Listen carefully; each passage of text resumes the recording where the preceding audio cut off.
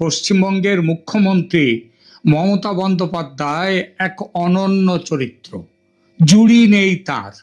আইন কানুনের ধার বড় একটা ধারেন না, সেটা দেশের মানুষ বুঝে গেছে, রাজ্যের মানুষ তো বটেই। কথায় কথায় আদালতে ছোটেন।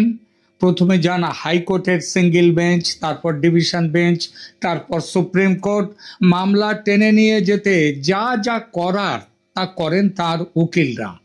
তারপর সুপ্রিম কোর্ট আদেশ দিলেও সেই আদেশও আবার মানেন না, সেখানেও নানা রকম সংশোধন চান একেবারে শেষ দিনে গিয়ে। উদাহরণ রাজ্য সরকারের ডিএ মামলা, বুঝতেই পেরেছেন।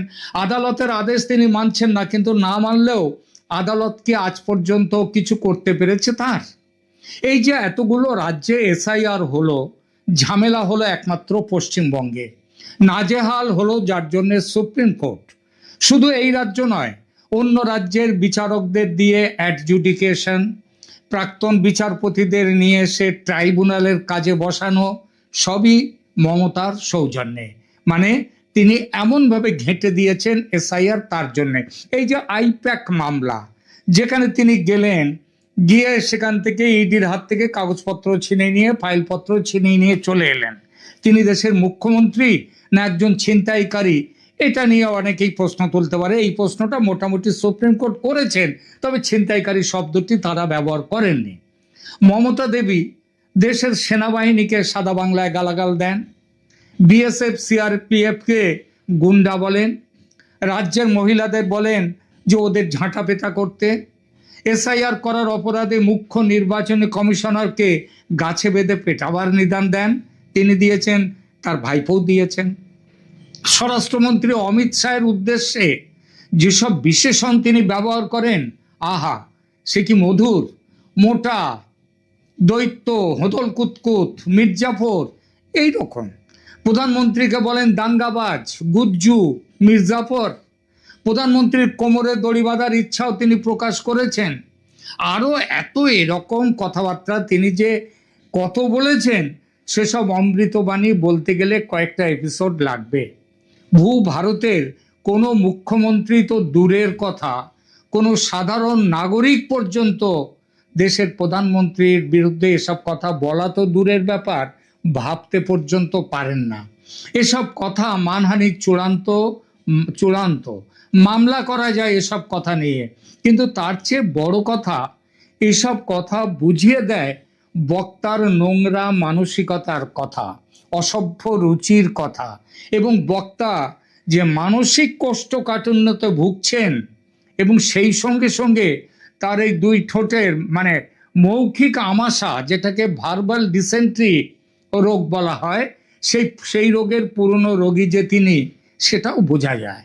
তবু মমতা অক্লেশে বলেন সেসব কথা, তার কারণ এগুলো তার রোগের বহিঃপ্রকাশ।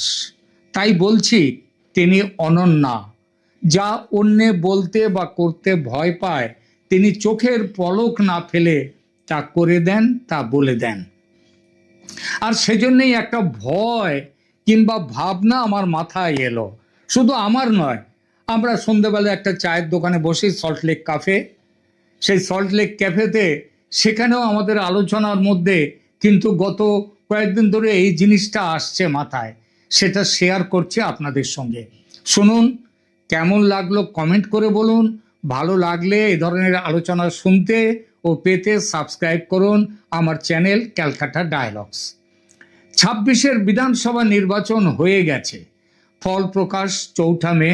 যেমন হাওয়া দেখছি, মমতা এবং তার দল হারছেন। আর এই হারের গন্ধ পেয়ে মেগালোম্যানিয়াক মুখ্যমন্ত্রী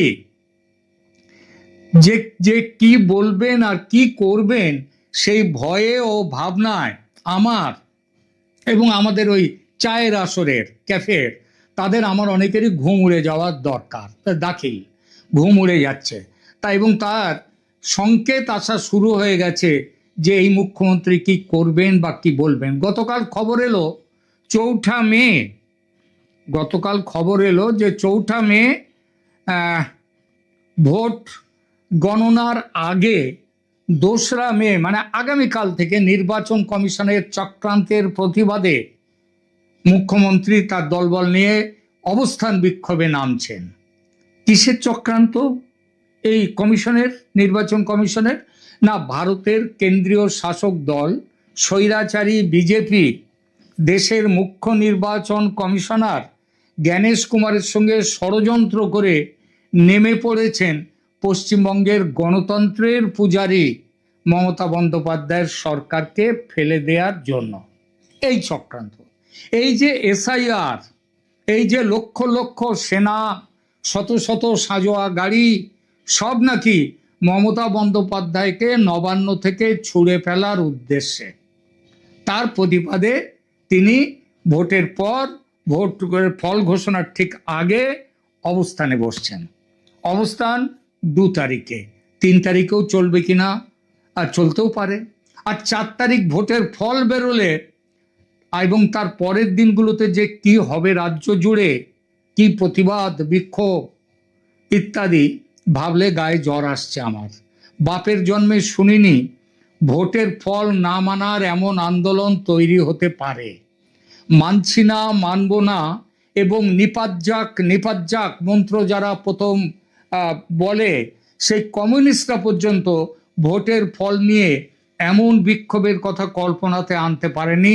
পারলে 2011-তে মমতাকে ছেড়ে দিয়ে প্রায় বানপ্রস্থে চলে যেত না, কিন্তু মমতা ব্যানার্জি সেটা পেরেছেন। কারণ ওই যে বললাম, তিনি ভারতীয় রাজনীতিতে অনন্য একেবারে, তার জুড়ি নেই। তার মতো মেন্টাল কনস্টিপেশন এবং ভার্বাল ডিসেন্ট্রি ওয়ালি চিফ মিনিস্টার দেশে দুটো নেই। ভারতের ইতিহাসেও এমন বিক্ষোভ ইতিপূর্বে হয়েছে বলে শুনিনি।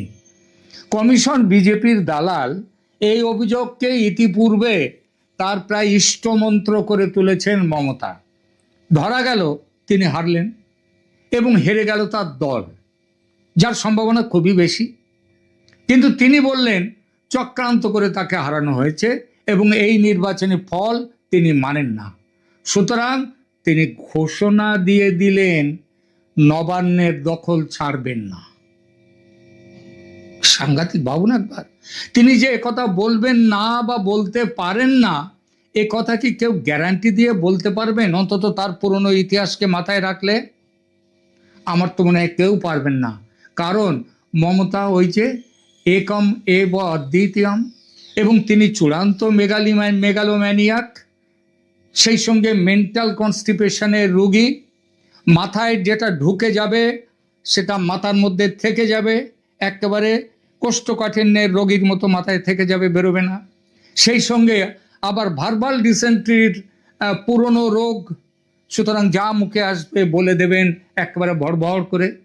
সুতরাং তার ক্ষেত্রে সব কিছু হতে পারে, তিনি সব কিছু করতে পারেন। দর্শক, এমন পরিস্থিতি সত্যি যদি হয় তাহলে কি হবে? নবান্ন থেকে জোর করে তাকে বের করে দেওয়া যাবে কি? যদি বলেন জোর করতে এলে নবান্নের 14 তলা থেকে ঝাঁপ দিয়ে সুইসাইড করবেন, আর তার দায় পড়বে 2 গুজ্জু, মোটা ভাই ও মোদি ভাইয়ের ওপর, তাহলে কি হবে?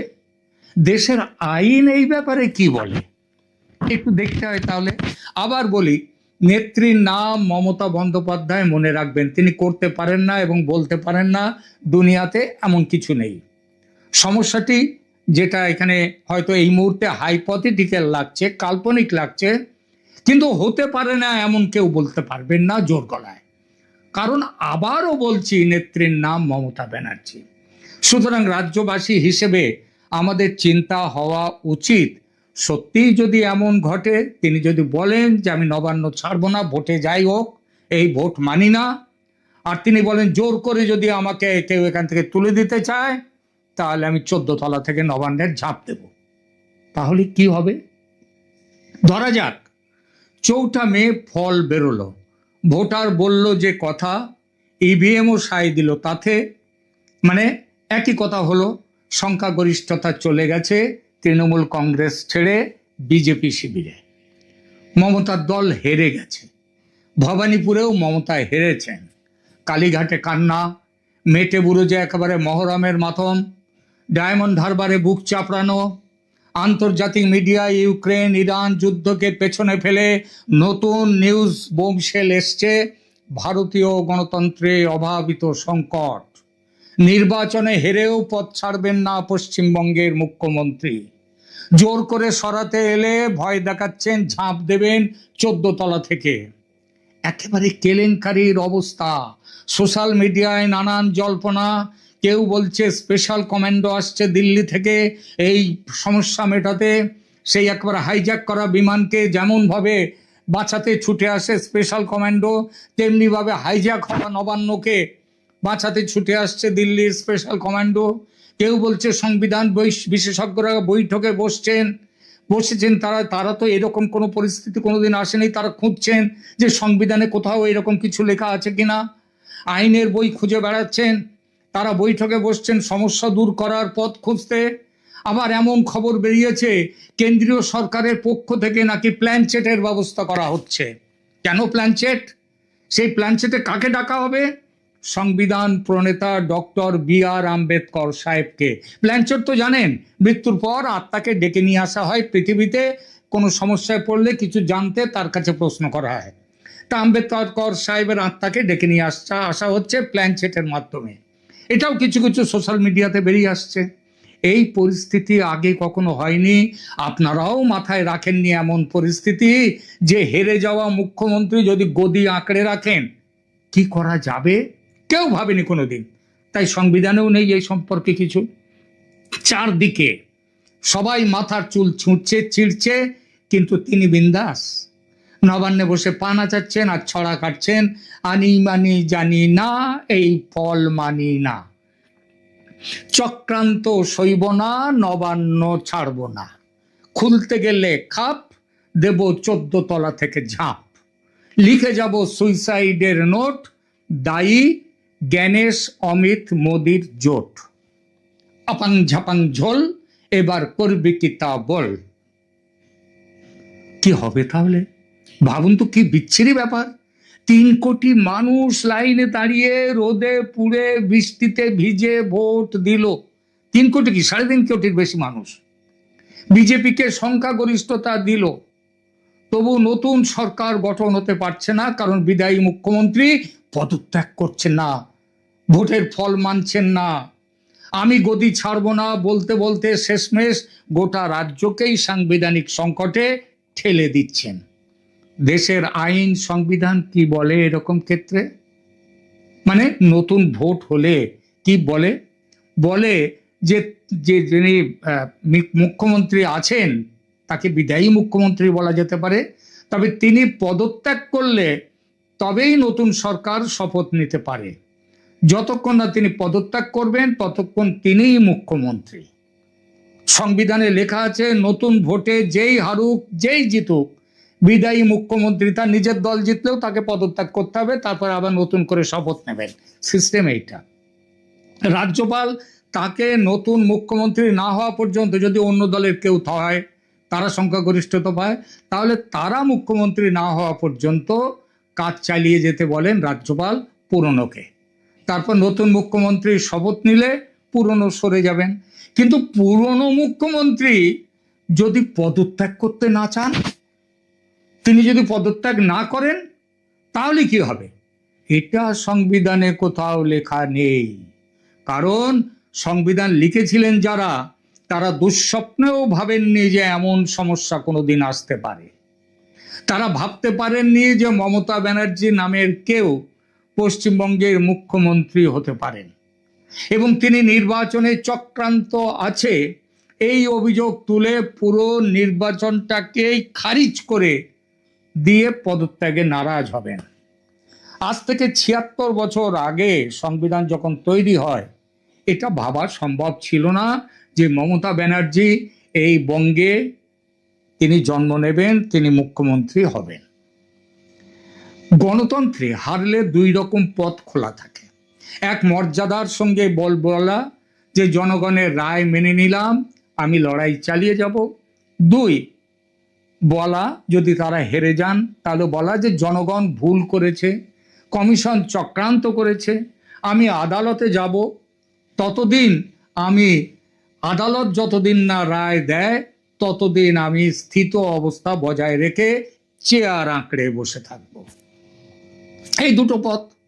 প্রথম পথ ইতিহাসে সম্মান দেয়, আর দ্বিতীয় পথ যে কি দেবে সংবিধানে কোথাও লেখা নেই। সমস্যা সেটাই।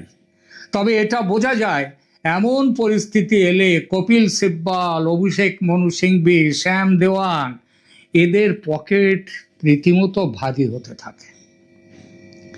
রঙ্গরসিকতা ছেড়ে একটু সিরিয়াস হয়ে সমস্যাটা দেখা যাক এবার।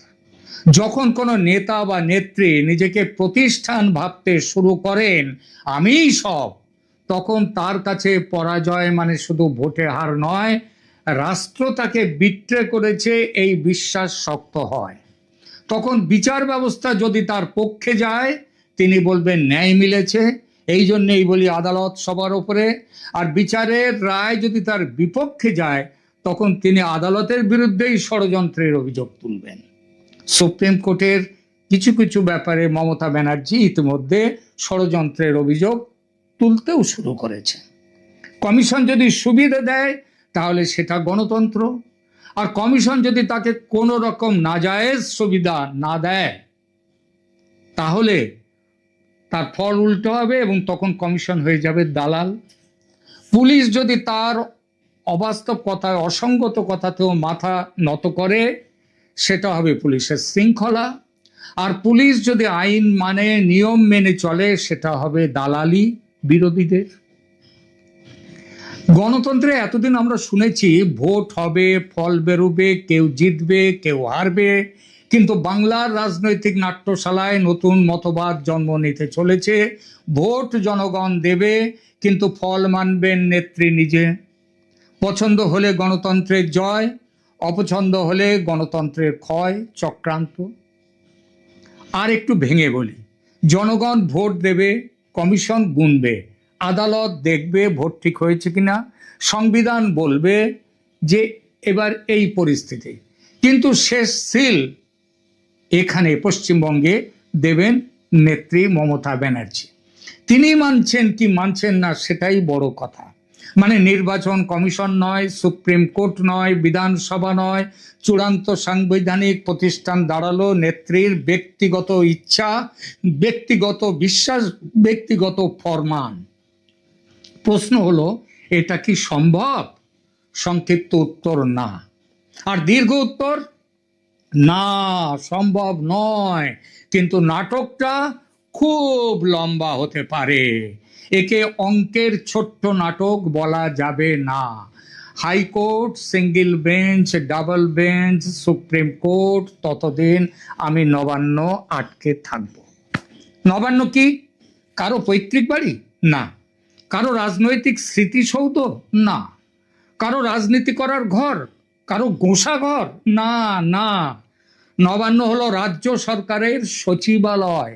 সেখানে মুখ্যমন্ত্রী বসেন, কারণ তিনি মুখ্যমন্ত্রী। আর তিনি মুখ্যমন্ত্রী বলে নবান্ন তার ব্যক্তিগত সম্পত্তি হয় না। এই ছোট্ট কথাটাই আমাদের রাজনীতিতে সবচেয়ে বেশি ভুলে যাওয়া হয়। ক্ষমতার কেন্দ্রকে নিজের ক্ষমতা, আইনের ক্ষমতা নয়, নিজের ক্ষমতা বলে চাউর করা হয়। আমাদের দেশে অনেক নেতা আছেন যারা চেয়ারকে দায়িত্ব ভাবেন, আবার কিছু নেতা আছেন যারা চেয়ারকে প্রায় আত্মীয় স্বজন ভাবতে শুরু করে দেন। যেন গদি ছাড়া বাঁচা মানে চেয়ার ছাড়া বাঁচা, ক্ষমতা ছাড়া বিপ্লব, লালবাতি ছাড়া জনসেবা, এসবগুলো অসম্ভব। তখন ভোটে হার মানে শুধু পরাজয় নয়, অস্তিত্বের সংকট, সেটাই হেরে যায়। ভোটের আগে মমতা নানান ভাষায় কমিশনের আদ্যশ্রাদ্ধ করেছেন। এখন ফল বেরোনোর পর আগের অভিযোগগুলো আরো চিৎকারের সঙ্গে বলছেন কমিশন বিজেপির দালাল, চক্রান্ত হচ্ছে, ভোট লুট হয়েছে, জনগণের রায়কে বিকৃত করা হচ্ছে, অতএব এই রায় মানি না। এগুলো রাজনৈতিক ভাষণের অংশ হতে পারে, তাতে আপত্তি নেই, কিন্তু সমস্যা শুরু হয় যখন পরের লাইনটা আসে যে আমি ফল মানব না, নবান্ন ছাড়ব না। এই জায়গাতেই গণতন্ত্র থমকে যায়। কারণ গণতন্ত্রে আপত্তির রাস্তা আছে, অবাধ্যতার রাস্তা নেই। আপনি ফল চ্যালেঞ্জ করতে পারেন, পুনর্গণনা চাইতে পারেন, আদালতে যেতে পারেন, নির্বাচনী মামলা করতে পারেন, প্রমাণ হাজির করতে পারেন, কিন্তু আমি হারিনি কারণ আমি হারতে রাজি নই, এই যুক্তি কোথাও কোনো সংবিধানে নেই, ভারতীয় সংবিধানে নেই। এটা মূলত রাজনৈতিক যারা নভিস এবং অত্যন্ত উচ্চাকাঙ্ক্ষী এবং কি বলবো নোংরা উচ্চাকাঙ্ক্ষী, তাদের দেয়ালে লেখা থাকে ওই সব কথা যে আমি হারতে রাজি নই। অনেকে ভাবেন বড় নেতা মানে বড় ছাড়, আসলে উল্টোটা সত্যি হওয়া উচিত। যত বড় পদ তত বড় বাধ্যবাধকতা। কারণ পাড়ার ক্লাবের সম্পাদক হার মেনে ঘরের চাবি না দিলে একটা পুজো আটকে যেতে পারে, আর মুখ্যমন্ত্রী হার মেনে নবান্ন না ছাড়লে একটা রাজ্য আটকে যায়। এখন আসি প্রক্রিয়ায়, কিভাবে পরিত্রাণ মিলবে এমন সমস্যা থেকে, কিভাবে মিলবে? ফল স্পষ্ট হলে বিদেয়ী মুখ্যমন্ত্রীর করণীয় কি? খুব সোজা, আগেই বলেছি, পদত্যাগপত্র জমা দেয়া, রাজ্যপাল তা গ্রহণ করবেন, সংখ্যাগরিষ্ঠ দলকে ডাকবেন, নতুন সরকার শপথ নেবে, পুরনো সরকার বিদায় নেবে, এটাই নিয়ম। এতে অপমান নেই, এতে প্রতিশোধ নেই, এতে কেবল গণতন্ত্র আছে। কিন্তু যদি কেউ বলেন আমি নির্বাচনের ফল মানি না তাই আমি পদত্যাগ করব না, তাহলে সংবিধান হাউতাস করবে না, কাজ করবে। রাজ্যপাল প্রশ্ন করবেন আপনার সংখ্যাগরিষ্ঠতা কোথায়? যদি নির্বাচনের ফল বলে দেয় সংখ্যাগরিষ্ঠতা অন্যত্র, তবে আপনার নৈতিক ভিত্তি শেষ, রাজনৈতিক ভিত্তি শেষ, প্রশাসনিক ভিত্তিও শেষ। চেয়ারে বসে থাকা আর ক্ষমতায় থাকা এক জিনিস নয়। অনেকেই প্রথমটা পারেন, দ্বিতীয়টা আর পারেন না। ধরুন নতুন সরকার শপথও নিয়ে ফেললো রাজভবনে কিংবা ব্রিগেড প্যারেড গ্রাউন্ডে, তারপরেও পুরনো মুখ্যমন্ত্রী নবান্নে বসে আছেন, নতুন সরকারকে জায়গা ছাড়ছেন না, চা খাচ্ছেন, বৈঠক ডাকছেন, ফাইল চাইছেন, কারণ অফিসটা তো সেখানে রয়ে গেছে, আমলাদের বলছেন আমি আছি। দৃশ্যটা শুনতে সিনেমার মতো, কিন্তু আইনের দৃষ্টিতে এটি অত্যন্ত করুণ। করুণ হলেও আজকের পশ্চিমবঙ্গে কিন্তু অসম্ভব নয়। মমতার ক্ষেত্রে তেমনটাও হতে পারে এবং তার সম্ভাবনা কিন্তু দেখা দিয়েছে। নইলে নির্বাচনের পর চক্রান্তের ধুয়ো তুলে কেন অবস্থান বিক্ষোভে বসবেন মুখ্যমন্ত্রী? আর এই বিক্ষোভ 4 মের পর টেনে নিয়ে গেলে, নির্বাচনী ফলে তার দল হেরে গেলে, কারণ সেই মুহূর্তে তিনি মুখ্যমন্ত্রীর চেয়ারে থাকলেও বিদায়ী মুখ্যমন্ত্রী। তিনি প্রাক্তন শব্দটা ছোট কিন্তু আঘাতটা বড়। প্রাক্তন মুখ্যমন্ত্রী মানে কি? মানে আপনি সম্মান পেতে পারেন, নিরাপত্তা পেতে পারেন, রাজনৈতিক গুরুত্ব থাকতে পারে আপনার, কিন্তু সরকারি আদেশ দেওয়ার অধিকার আর নেই আপনার। আপনি চাইলে নবান্নের সামনে ম্যারাপ বেঁধে মাইক নিয়ে বক্তৃতা করতে পারেন পুলিশের অনুমতি নিয়ে, কিন্তু নবান্নের ভেতর সরকার চালাতে পারেন না, কারণ সরকার গণতান্ত্রিক অনুমোদনে চলে, ব্যক্তিগত ইচ্ছায় নয়, ব্যক্তিগত চাহিদায় নয়। তবু যদি পদ না ছাড়তে চান মমতা ব্যানার্জি সেদিন, তারপর কি হবে? প্রথম ধাপ অনুরোধ, দ্বিতীয় ধাপ লিখিত নোটিশ, তৃতীয় ধাপ প্রবেশ ও প্রশাসনিক নিয়ন্ত্রণ নতুন সরকারের হাতে সুনিশ্চিত করা। তারা জোর করে ঢুকবে নবান্নে, ঢুকে সেই ব্যবস্থা পুলিশ করবে, প্রশাসন করবে। চতুর্থ ধাপ, প্রয়োজনে আইন শৃঙ্খলা বাহিনীর উপস্থিতিতে তাকে জোর করে সেখান থেকে সরিয়ে দেয়া। খতরনাক বাঘ বা বাঘিনীকে বশ করতে গেলে ঘুম পাড়ানো গুলি ছুঁড়ে ঘুম পাড়িয়ে যেমন খাঁচায় ঢোকানো হয়, সেভাবে কি এখানে যারা ভাবছেন ওমা সে কি একজন প্রাক্তন মুখ্যমন্ত্রীকে কি সত্যিই এভাবে সরানো উচিত? সংবিধানে কি এমনটা লেখা আছে? উত্তর হলো রাষ্ট্র যদি না পারে তবে রাষ্ট্র বলে কিছু থাকে না। সচিবালয় যদি ব্যক্তিগত অনশন কক্ষ হয়ে যায়, তবে আগামী দিনে যে কেউ হারলে সে বলবে আমি উঠব না। তখন ভোটের দরকার কি? সোজা গদি দখল প্রতিযোগিতা হোক মিউজিক্যাল চেয়ারের মতো। তবে একটা কথা পরিষ্কার, এটা সত্যিই বাঘবন্দির খেলা হবে না, বা সিনেমার ভিলেন ধরার দৃশ্যের মতো হবে না যে নায়ক এসে কলার ধরে ভিলেনকে হিড় করে টেনে নিয়ে যাবে, কিংবা ওই সেই গুপি গায়েন বাঘা বায়নের সেই কথা আমাদের যে কিংবা দড়ি ধরে মারো টান রানী হবে খান খান, এটা হবে না, কোনো দড়ি ধরে টানাটানি হবে না। এখানে ম্যাজিস্ট্রেট থাকবে, মেডিকেল টিম থাকবে, ওটা হীরক রাজার দেশের কথা বললাম, দড়ি ধরে মারো টান, যাই হোক সেটা হবে না, কারণ টেনে টানাটানি করে তাকে ভেঙে ফেলা হবে না। ম্যাজিস্ট্রেট থাকবে, মেডিকেল টিম থাকবে, ভিডিও রেকর্ড থাকবে, পর্যাপ্ত সাক্ষী থাকবে। রাষ্ট্রের কাজ অপমান করা নয়, রাষ্ট্রের কাজ দখল মুক্ত করা। এই পার্থক্যটা বোঝা খুব জরুরি। এখন আসি নাটকের সবচেয়ে বিস্ফোরক সংলাপে। যদি তিনি বলেন আমাকে জোর করে সরাতে এলে আমি নবান্নের 14 তলা থেকে ঝাঁপ দেব এবং আমার মৃত্যুর দায় হবে মোদির, শাহ আর জ্ঞানেশের, তাহলে এই লাইন শুনে রাজনীতির টিআরপি পায়, কিন্তু আইন পায় এক ভয়ঙ্কর যন্ত্রণা, আমাদের বিবেক পায় এক ভয়ঙ্কর মাথা ব্যথা। কেন? কারণ আত্মহত্যার হুমকি দিয়ে কেউ সাংবিধানিক অবস্থান দখলে রাখতে পারে না। এতে রাষ্ট্রের দায়িত্ব বাড়ে, আত্মঘাতীর অধিকার বাড়ে না। মানে আপনাকে সঙ্গে সঙ্গে মানসিক ও শারীরিক সুরক্ষার আওতায় আনতে হবে, কিন্তু তাই বলে আপনাকে রাজ্যের সচিবালয়ে আজীবন বসিয়ে রাখতে হবে এমন কোনো আইন নেই। রাষ্ট্র তখন কি করবে? অবৈধ দখলদারকে সরাতে যে ব্যবস্থাগুলো করা দরকার সেইগুলোই করবে। রাষ্ট্র একথা বলবে না যে মরুন আপনি, বাঁচুক রাজ্য, এমন কথা বলতেই পারে না। রাষ্ট্র তার জীবন বাঁচাবে, তারপর ভবন বাঁচাবে, নবান্ন বাঁচাবে, তারপর সংবিধান বাঁচাবে। এই তিনটির মধ্যে একটাকেও ছেড়ে দেয়া যাবে না। সিনিয়র পুলিশ, ম্যাজিস্ট্রেট, চিকিৎসক এবং অতি অবশ্য এক বা একাধিক মানসিক স্বাস্থ্য বিশেষজ্ঞ, সবাইকে নিয়ে ক্রাইসিস ম্যানেজমেন্ট শুরু হবে। কথা বলে শান্ত করার চেষ্টা করা হবে, বিপজ্জনক এলাকা খালি করা হবে, 14 তলার চারপাশে শক্ত জাল বেছানো, শক্ত নেট জাল বিছিয়ে দেওয়া হবে, যাতে ঝাঁপ দিলে অন্তত নিচে না পড়ে জালে পড়েন বাঁচানো যায়। চারদিকে কারফিউ জারি করে পাবলিক স্পেকটাকেল অর্থাৎ জনগণের চোখকে দৃষ্টি আটকে দিতে হবে। কারণ ক্যামেরা অন থাকলে নেতাদের তাদের দর্শকের জন্য অভিনয়টা বেড়ে যায়, ক্যামেরা অফ হলে বাস্তবের মুখোমুখি হন নেতারা। এবং এই কথাটা একটু করা হলেও সত্যি, আত্মহত্যার হুমকি কোনো গণতান্ত্রিক ম্যান্ডেট নয়।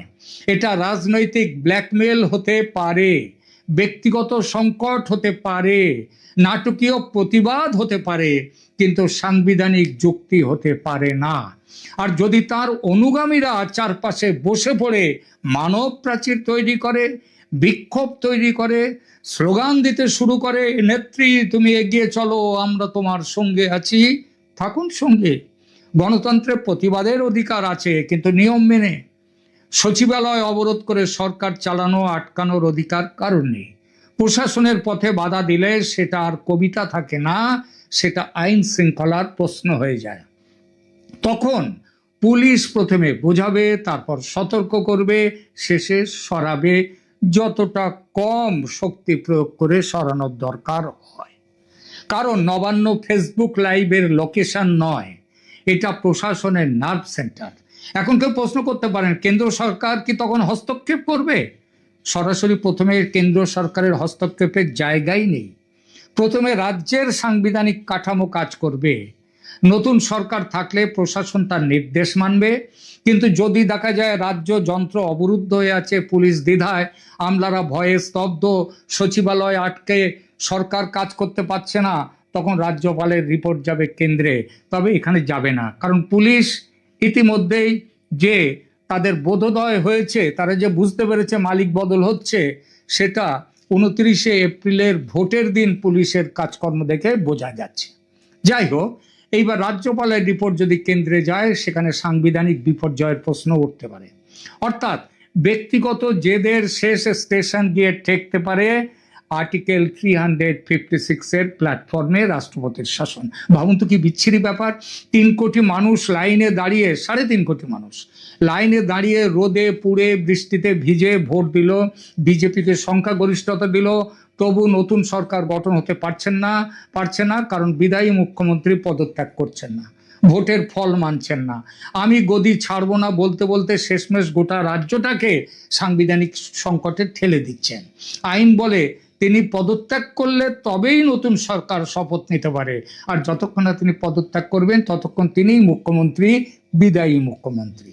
সংবিধানে লেখা আছে নতুন ভোটে যেই হারুক, যেই জিতুক, বিদায়ী মুখ্যমন্ত্রী পদত্যাগ করবেন, রাজ্যপাল তাকে নতুন মুখ্যমন্ত্রী না হওয়া পর্যন্ত কাজ চালিয়ে যেতে বলবেন, তারপর নতুন মুখ্যমন্ত্রী শপথ নিলে পুরনো সরে যাবেন। কিন্তু পুরনো মুখ্যমন্ত্রী যদি পদত্যাগই না করেন, তিনি যদি পদত্যাগ না করেন, তাহলে কি হবে? সংবিধানে কোথাও লেখা নেই। কারণ সংবিধান লিখেছেন যারা, তারা দুঃস্বপ্নেও ভাবেননি এমন একটা সমস্যা উঠতে পারে। তারা ভাবতে পারেননি যে মমতা ব্যানার্জি নামের কেউ পশ্চিমবঙ্গের মুখ্যমন্ত্রী হতে পারেন। আজ থেকে 76 বছর আগে সেটা ভাবা সম্ভবও ছিল না। গণতন্ত্রে হারলে দুরকম পথ থাকে। এক, মর্যাদার সঙ্গে বলা জনগণের রায় মেনে নিলাম, আমি লড়াই চালিয়ে যাব। দুই, এটা বলা যে জনগণ ভুল করেছে, কমিশন চক্রান্ত করেছে, আদালত দেখবে, ততদিন আমি চেয়ার আঁকড়ে থাকব। এখানে আর একটা গভীর সমস্যা আছে। যখন কোনো নেতা শক্তিশালী হন তখন তিনি বেপরোয়া হয়ে যান, কারণ তখন তার বিশ্বাস জন্মায় আইন কাগজে থাকে, আমি মাটিতে আছি। কিন্তু ইতিহাস বারবার দেখিয়েছে কাগজটাই শেষ পর্যন্ত জেতে, কারণ কাগজে সংবিধান লেখা থাকে, আর মাটিতে লেখা স্লোগান বৃষ্টি নামলেই ধুয়ে যায়। এবার একটু সরাসরি বলা যাক, ধরুন কেউ হারার পর নবান্ন ছাড়লেন না, তাহলে কি বার্তা যাবে? তাদের বলা হবে যে আপনাদের সিদ্ধান্ত মানি না, কিন্তু এটা শুধু ভোটারের অপমান নয়, এটা গণতান্ত্রিক চুক্তি ভেঙে দেয়া। কারণ ভোটের আসল সৌন্দর্য, আপনি আমার বিরুদ্ধে ভোট দিয়েও আমাকে আইনত সরাতে পারেন। এই শান্তিপূর্ণ ক্ষমতা বদলই সভ্যতার বড় সাফল্য।